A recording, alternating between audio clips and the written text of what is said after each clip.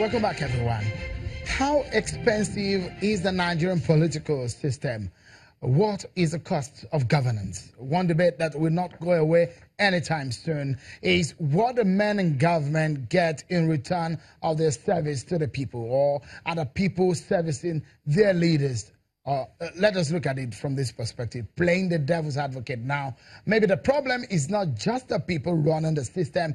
Maybe it is the system itself. So the Nigerian presidential system, as copied, may have some obvious loopholes that require fixing.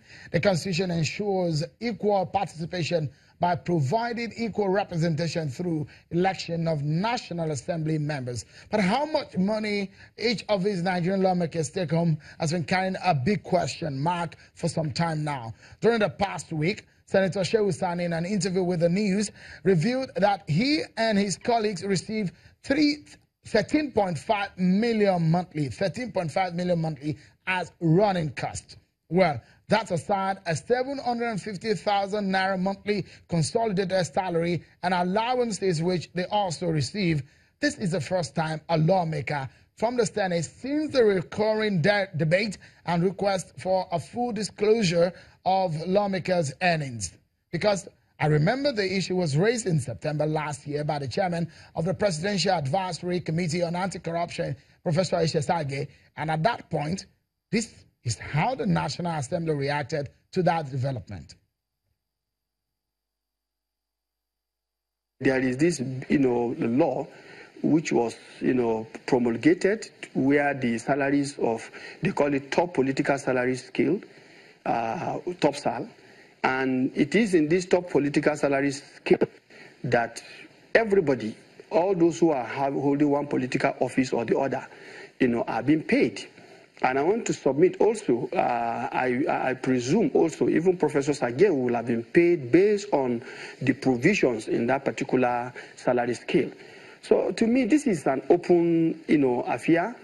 And for us in the National Assembly, we need to ask this question. What is the cost of democracy? What is the cost of not having democracy? I think it is when we answer these questions that we can begin to appreciate whether when we say we are spending so amount of money to service the National Assembly as the heartbeat of our democracy, we can begin to see whether we are having a misplaced priority or not. And because what the National Assembly does seems to be something you can call intangible. We come out with laws for good governance, for the peace, order of this country. And when these laws come out and this peace and order are secured, nobody tends to see the cost implication.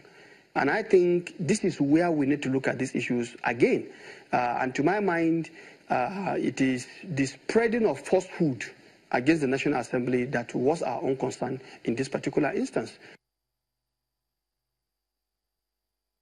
Okay, then, let me quickly show you some of this pay, perhaps, to give you some clarity on what this issue. So, Professor Sage, when he came up last year, released a paper, gave a detailed blow-by-blow account of how the senators and what they earn, became a very, very hot debate around the country. So he said that a senator earns about 29 million naira monthly and 3 billion naira yearly. He's also saying that the basic salary of a senator is 2.4 million naira.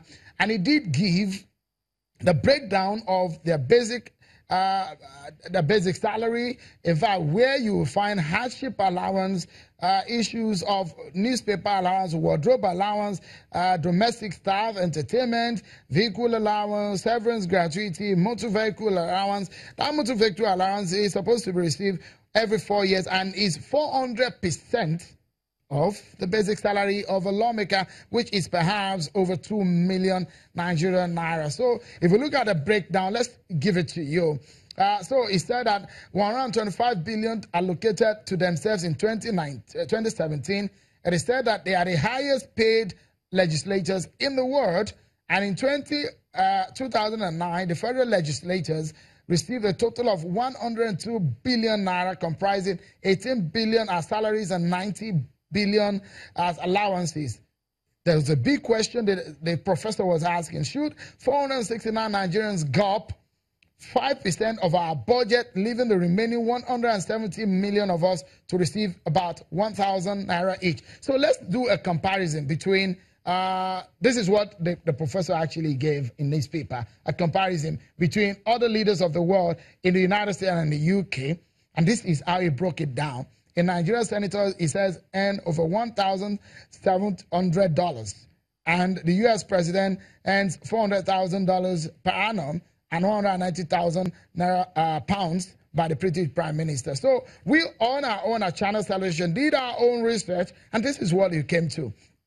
That in 2015, the budget was about 115 billion, and that's about 3% of the total budget of the Federation. A Nigerian senator earns about 240 million in salaries and allowances annually, while a member of the House of Representatives earn about 204 million naira in salaries and wages annually. The figures make a Nigerian lawmaker one of the highest paid in the world. So make a comparison between what we have researched for you, what Professor Sagi said, and what Senator Sani has said. So Senator Sani's running cost is about 13.5 million naira.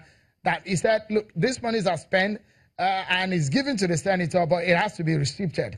So he said a consolidated salary and allowance per month is 750,000 naira. And he also said cash is not received, but a senator has a right to about 200 million naira worth of projects in his constituency. So today, we reached out to Professor Isesage to get his reaction. He said he's vindicated, but the professor of law did not put out that simply. Listen to his phone interview here. We all knew, or most of us knew, that the senators were, what they were earning is totally out of proportion, not just to other public servants and operators, but to the economy of the country.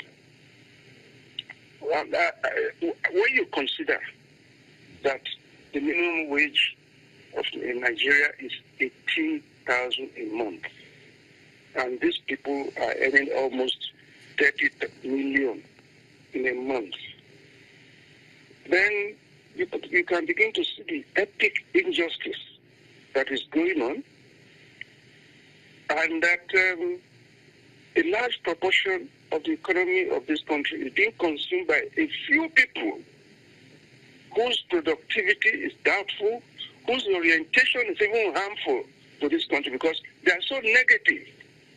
Because all they think of is their own benefit, and I will be ready to bring down the government of this country if they are not pampered and if they do not create a situation in which the executive will be their tails that they can wag as they like. As I speak now, the budget is being deliberately delayed by these people. There are many appointments the executive wants to make which they have refused to consider.